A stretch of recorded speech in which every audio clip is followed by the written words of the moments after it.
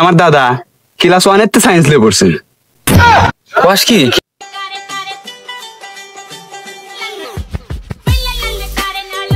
কে আইসি নদীতে নৌকো নিয়ে ঘুরতে, তোরা কি এরকম ফোন নিয়ে পড়ে থাকবি? কি আর করবো বন্ধু, ফোন টিপা ছাড়া তো আর কোনো কাজ নাই। ফোন টিপা ছাড়া কি বান পারি আমরা? এই ফোন রাখ তোরা, তোদেরকে আমার দাদার আমলের একটা গল্প শোনাই। আচ্ছা কও দেই তোমার দাদার আমলের গল্পই শুনি। আচ্ছা ফোন থইলাম, দেই তোমার দাদার আমার গল্পটা শুনি আগে।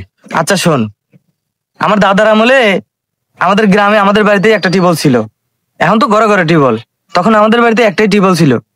আমাদের সারা গ্রামের মানুষ ওই বাড়িতে এসে টিউবওয়েলের পানি খাইতো। তো আমাদের ওই টিউবওয়েলের একটা জাদুকরী ব্যাপার ছিল, কি জানোস? জাদুকরী ব্যাপারটা হলো আমাদের টিউবওয়েলের পানি একদম ফ্রিজের মতো ঠান্ডা ছিল। সবাই ভাবতো আমাদের টিউবওয়েলের পানি ঠান্ডা হওয়ার কারণ বাসতলার নিচে থাকতো, এই জন্য হয়তো বা ঠান্ডা। আবার কেউ ভাবতো নদীর পাশে, এই জন্য পানি ঠান্ডা। কিন্তু মূল রহস্য কেউ জানতো না। মূল রহস্যটা কি? কোষ কি পানি ফ্রিজের মতো ঠান্ডা? কি রহস্য আছিল কত? রহস্যটা কেউ জানতো না। তোদেরকে আজকে আমি প্রথম বলতেছি। আমার দাদার টিউবওয়েলের ভিতরে এসি লাগানো ছিল। কোষ কি টিউবওয়েলের ভিতরে এসি লাগানো ছিল? তোর এই গল্পটা শুনে তো আমারও একটা গল্প মনে পড়লো। তোর গল্প আছে? এই কত? তাহলে শোন, আমার দাদার একটা গল্প কই। আমার দাদা পড়াশোনা করতো, তখন পড়াশোনা এত কঠিন ছিল, সায়েন্স নিতে সবার আত্মা কাঁপতো। 1000 ছাত্র থাকলে একজন সায়েন্স নিত। এই তখনকার সময়ে আমার দাদা ক্লাস 1 এর সায়েন্স নিয়ে পড়ছে। কস কি ক্লাস 1 এর থেকে সায়েন্স নিয়ে পড়ছে? এই তোর গল্প হইলো তো আমারও একটা গল্প মনে পড়ে গেল রে। তুইও গল্প কবি? আচ্ছা ক শুনি। আচ্ছা শোন, তাহলে আমার দাদার গল্প কই। আমার দাদার বাপে একটা পেঁপে গাছ বুনে থেকে গেছিল।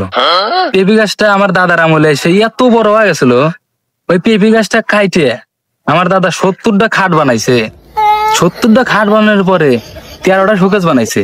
তারপরে ওই পেঁপে গাছ অর্ধেক খানি বাইসে গেছে।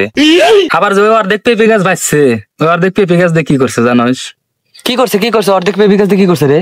আমাদের যে ঘরটা দেখোস না, ওই ঘরের যে খামডি না, ওই খামডি বানাইছে। আর উপরে যে দন্নাগুলো, ওই দন্নাগুলো বানাইছে। এখনো মনে হয় এতটুকু পেঁপে গাছ বাইসে আছে। শালা গল্পটা কইলো কি?